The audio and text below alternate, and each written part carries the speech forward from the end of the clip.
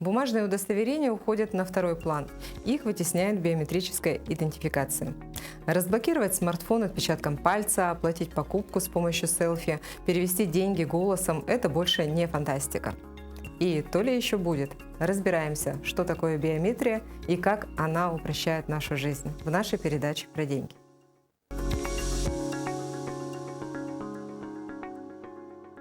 Каждый человек имеет уникальные физические признаки. Некоторые из них получены от рождения. Это ДНК, отпечатки пальцев, геометрия руки, рисунок вен, радужная оболочка глаза. Другие же приобретены со временем и могут меняться на протяжении жизни. Это походка, интонации голоса, подпись. Все эти характеристики не повторяются ни у кого из жителей нашей планеты, а значит, по ним можно идентифицировать личность. С помощью специальных современных устройств, сканеров, сенсоров и других считывателей биометрические данные человека записываются в специальную базу данных. Система запоминает эту информацию, например, отпечаток вашего пальца, и преобразует в цифровой код. Затем, когда вы снова прикладываете палец к сканеру, система сравнивает новый код с тем, что записала ранее. Если эти коды совпадают, то она выдаст ответ, что это действительно вы. Какие виды биометрии бывают? Изображение лица. Современные фото и видеокамеры смартфонов легко узнают лица с помощью встроенного нейросетевого сканера. Изображение становится идентификатором человека. Технологию можно использовать и просто, чтобы разблокировать телефон, и для более сложных задач, чтобы делать покупки, например, получать финансовые услуги. Голос. Человеческие голоса имеют разную интонацию, высоту тона и модуляцию. Биометрическая система распознает людей по особенностям речи. Чтобы мошенники не могли воспользоваться уже готовыми записями чужого голоса для идентификации пользователя, чаще всего просят произнести случайный набор слов или фраз. По аналогии с фото или видео, эту запись система сравнивает с той, что хранится в базе данных. Отпечатки пальцев, конечно же. Сегодня дактилоскопия применяется очень широко. Отпечатки пальцев нужны для оформления паспорта и зарубежной визы, для доступа в мобильные приложения банков и для того, чтобы разблокировать смартфон. Теперь гаджеты знают вас, как ваши 5 пальцев. А в Саудовской Аравии с 2016 года можно сдать отпечатки пальцев, чтобы купить сим-карту. Инновационные компании уже разрабатывают способ бесконтактно распознавать отпечатки. Также есть радужка глаза. Цветная оболочка глаза имеет более сложный рисунок, чем пальцы. Поэтому способ биометрической идентификации еще надежнее. Миллионы смартфонов в мире оборудованы сканерами, которые, что называется, на глаз определяют хозяина.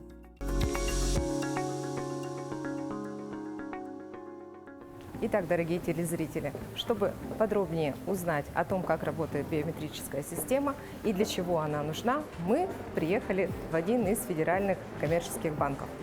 И сейчас мы с вами узнаем, прямо на практике, как же работает биометрическая система, для чего она нужна и как она нам помогает управлять своими финансовыми инструментами. Банки и платежные системы уже давно внедряют биометрическую систему для идентификации своих клиентов.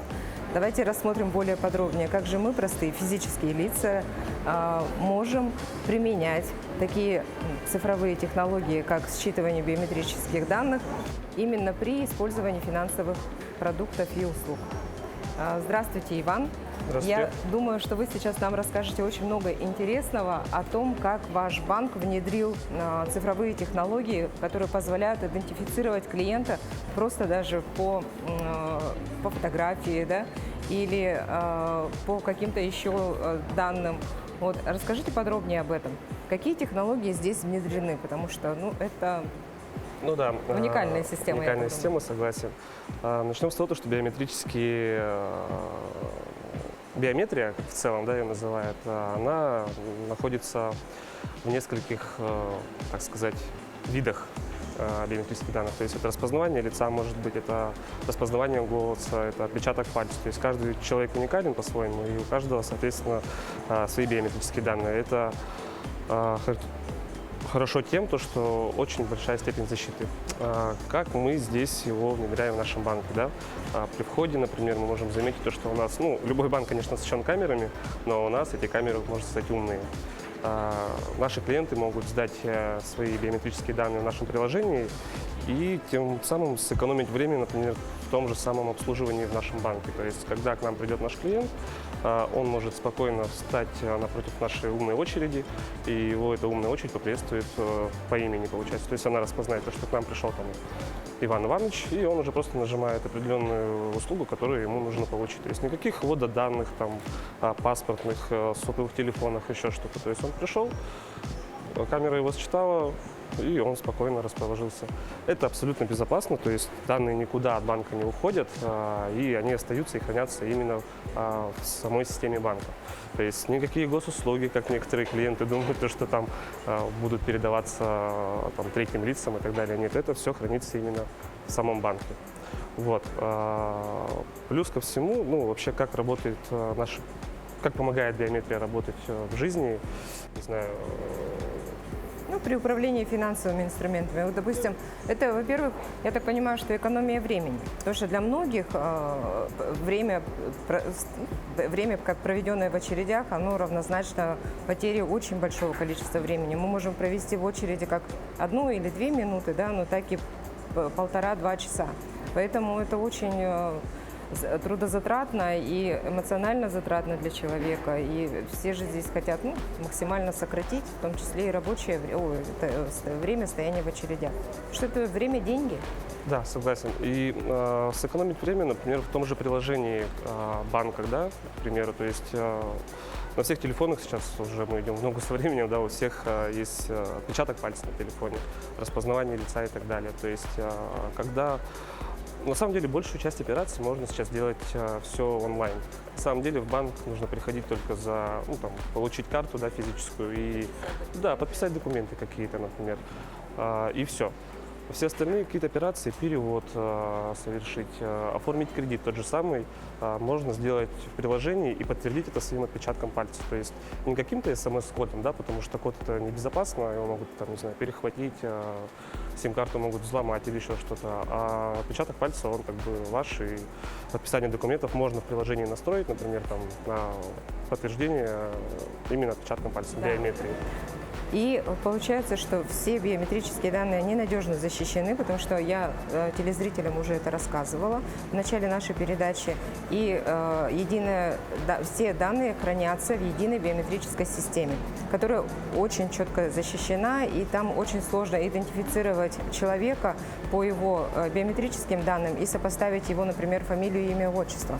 Это очень проблематично, и это практически невозможно. То есть не практически, это в принципе невозможно. Да, это невозможно. Да.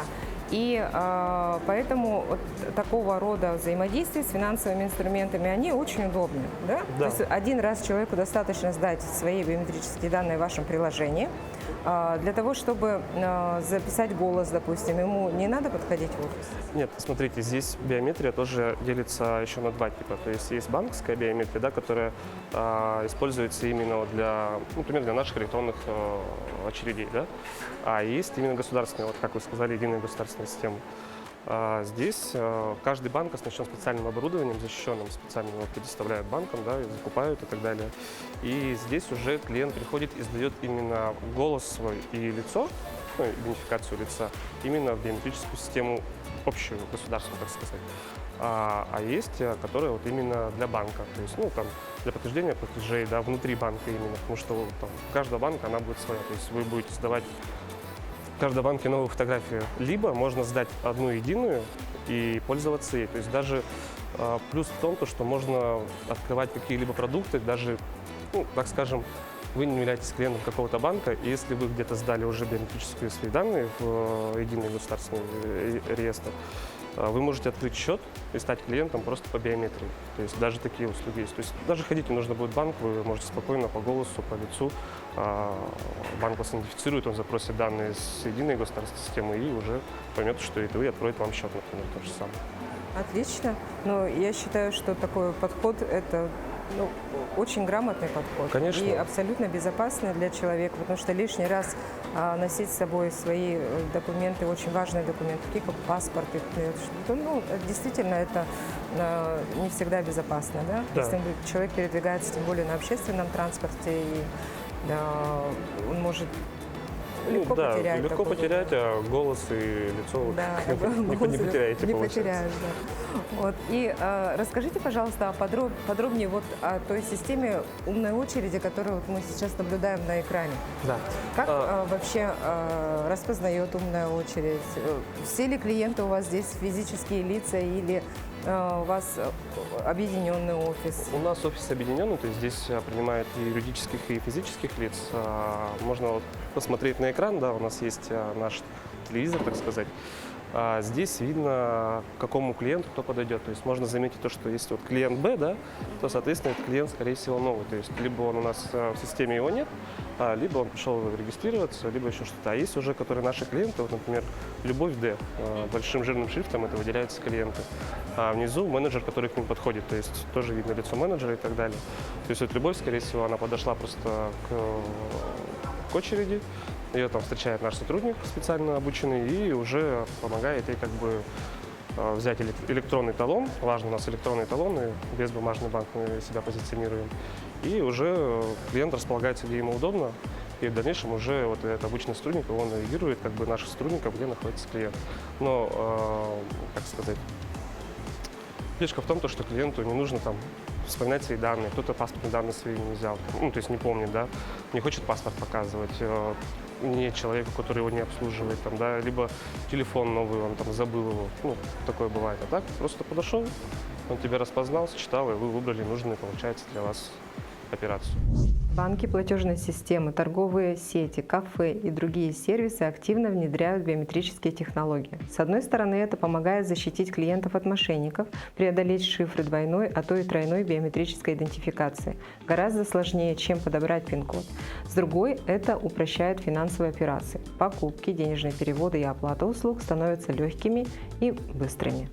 Кроме того, биометрия – это защита на случай экстренных ситуаций. В Японии после разрушительного землетрясения и цунами в марте 2011 года множество людей лишились не только своих банковских карт, но и документов. Они вынуждены были проходить через долгие и утомительные процедуры идентификации личности, чтобы снять свои деньги со своих счетов. После этого в стране создали и единую биометрическую систему, которая исключает такую проблему в будущем. Далее эта система начала работать уже и в нашем государстве. И вы, если вдруг попали в трудную жизненную ситуацию, связанную с чрезвычайной ситуацией, вы можете также обратиться в банк и по биометрическим данным снять или перевести денежные средства. Создание базы биометрических данных физических лиц в единой биометрической системе ведется с 2017 года. В 2023 году в нее включены все имеющиеся персональные данные от операторов, которые ранее собирали биометрию. В системе нет персональных данных пользователей, а именно информация о паспортных данных, счетах, адресах, имен и фамилий, что лишает злоумышленников возможности определить, кому принадлежат эти биометрические данные. Ответьте, пожалуйста, на вопрос. Сложно ли было уговорить своих клиентов сдать биометрические данные? Да, в этом у нас с населением проблема на самом деле, потому что вот буквально, не знаю, месяца полтора, наверное, назад был такой большой бум, то, что якобы там во всех разнообразных источниках, что срочно нужно отзывы с биометрии приходить писать и так далее. То, что якобы там тотальная слежка, еще что-то. На самом деле это, наоборот, делается для безопасности населения. Вот. И биометрические данные можно легко отозвать, зайти в госуслуги и зайти, найти там биометрию и просто нажать кнопочку «Отозвать свои данные», и они удалятся, то есть они нигде не будут храниться. Вот. А люди даже приходили, не сдавая биометрию, просто говорят: я хочу отозвать свои данные. Мы говорим: вы же их не сдавали, что вы хотите отозвать, как бы. Вот, поэтому сложно, но люди сейчас больше экономически грамотными становятся, поэтому мы... Все-таки финансовая грамотность делает свое дело. Конечно, конечно, да. Люди сейчас достаточно, намного грамотнее стали, поэтому они понимают, что это, да, безопасно, и сдают. Отлично. И смотрите, еще возникает такой вопрос. А как вы идентифицируете, физическое лицо к вам пришло в качестве клиента или юридическое лицо? Здесь биометрия распознает вообще юридические лица, насколько мне известно, по-моему, они не сдают биометрию. Поэтому, когда распознает человек как физлица в основном, здесь он уже вот, выбирает, он по бизнес пришел, либо по как физическому вопросу получается. Вот. То А есть там здесь, дальше там даже директор предприятия, если придет, ему не надо будет там, идентифицироваться как директор предприятия, да, а таких сложностей не будет. Да. Просто он, если хочет со своей картой какой-то вопрос решить или Да. открыть себе расчетный счет, и как он физлицу. может решить вопрос за столиком, никуда не отходя, то есть мы как работаем. Да, мы вот видим, у вас офис вообще абсолютно уникальный. Я в первый раз наблюдаю такую картину, когда в банке вместо скамеек стоят столы и стулья, как в кафе. И получается, человек приходит, он располагается за столиком. Где ему комфортно, где есть свободное место. И к нему просто менеджер подходит, идентифицируя его по Да. биометрии, которую он сдал. Грубо говоря, да. И если у клиента два вопроса, там, как юрлицо и физлицо, то есть он закончил, например, наш сотрудник закончил с ними работать и говорит, если остались у него вопросы, он говорит, да, у меня вообще вопросы как юрлицо. Мы его просто передаем нашему сотруднику с юрлицами, к нему подходит и садится сам сотрудник уже, а не клиент идет, ищет окошко с юрлицами и так далее. То есть клиент сидит, наслаждается. То есть это такой open office, без окон, без очередей. Вот это вот новый формат общения банка с клиентом. Да, все верно. Да. Нравится клиентам? Ну, сначала нас не понимали, то есть думали, что это кафе какое-то, потому что сотрудники у нас ходят с ноутбуками беспроводными, то есть без проводов. Они похожи на меню издалека, и иногда люди как бы не понимали, что это банк, и здесь обслуживают именно по банковским каким-то продуктам, да, Альфа-банк. Но сейчас уже люди привыкли, и как бы людям нравится на самом деле нововведение. Не нужно бегать, искать там, окошко номер там, 14 в каком-то там зале непонятном справа, там слева. Потом пойти вопросы решать по юрлицам, потом вопросы решать по ипотеке в другое отделение, отдел бежать и так далее. Здесь все в одном месте. Человек... С одним менеджером? Да, с одним либо с двумя. То есть здесь либо уже с двумя, зависит, да. от Вот здесь, менеджера. ага. Да. Ну, понятно. И я вижу, что ваш банк очень хорошо применяет технологию Lean, которая помогает упростить систему вообще. То есть здесь максимум свободного места, потоки не пересекаются, проводов никаких нет, ничего лишнего на столах. И у сотрудников тоже нет ничего лишнего, Все только верно. то, что может его идентифицировать как сотрудника, это в руках ноутбук. Ноутбук и наша форма. Да. Пиджак, футболка, штаны, брюки.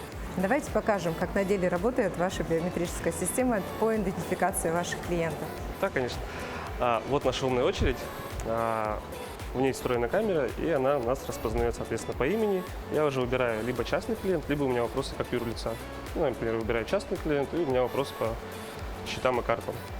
Все. Как я говорил, до этого у нас цифровой талон, никакой бумаги нет, и просто клиент располагается в зале и ожидает, когда к нему подойдет сотрудник.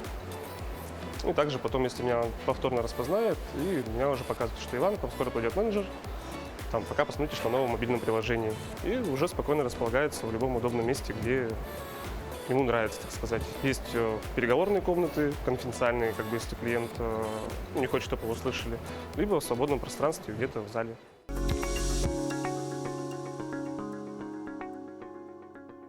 Безопасно ли использовать биометрические данные? Как они защищены от мошенников? Давайте разберемся.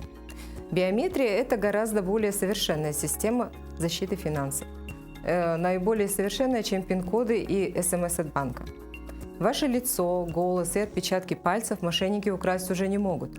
Сами биометрические данные системы тоже всегда серьезно защищены от взлома, кражи и подделки данных. Информация хранится в закрытых системах, доступ к которым ограничен. Например, биометрические данные для удаленной идентификации защищены криптографией и хранятся обезличенно. Сбор биометрических данных допускается только с согласия человека. Например, в визовом центре вас обязательно попросят подписать соответствующее заявление. То же самое касается и банковских услуг. В финансовой сфере для надежности чаще всего применяют многофакторную аутентификацию, то есть по нескольким признакам. Например, пин-код или одноразовый пароль плюс биометрические данные. Это голос, это радужка глаза и отпечатки пальцев. Злоумышленники не могут подделать видеозапись клиента, потому что пользователя просят произнести уникальную комбинацию цифр. Для использования системы клиенту сначала нужно оставить в банке эталонную голосовую запись. Покупки в кафе одним взглядом тоже уже реальность, и переводы буквально одним пальцем, кредиты и вклады, не вставая с дивана, уже стали доступны, но еще не везде. Прежде чем биометрические технологии будут использоваться даже в самых маленьких магазинах, во всех регионах, конечно, пройдет какое-то время. Как минимум для этого нужно провести интернет по всей стране. Россияне с 1 января 2024 года уже могут полностью контролировать свои биометрические профили, которые размещены в единой биометрической системе. Соответствующие изменения в правила работы с биометрией вступают в свою силу уже с 1 января. Так, в личном кабинете на портале госуслуги в мобильном приложении госуслуги «Биометрия» будут отображаться все согласия на обработку биометрических данных, которые пользователь когда-либо давал частным организациям. И эти согласия можно будет отозвать, если пользователь больше не хочет получать услуги конкретной организации по биометрии. Кроме того, каждый гражданин может через МФЦ заполнить заявление на отказ от регистрации биометрических данных. И в этом случае они не будут переданы в государственную информационную систему «Единая биометрическая система». Оператором системы является акционерное общество «Центр биометрических технологий». В системе нет персональных данных пользователей, информации о паспортных данных, счетах, адресах, имен и фамилий, что лишает злоумышленников возможности определить, кому именно они принадлежат. Эта система никак не связана с городскими системами видеонаблюдения, не подключена к уличным камерам, то есть опасаться вам нечего. С вами была передача про деньги, ее ведущая Рита Якушева. До новых встреч в эфире.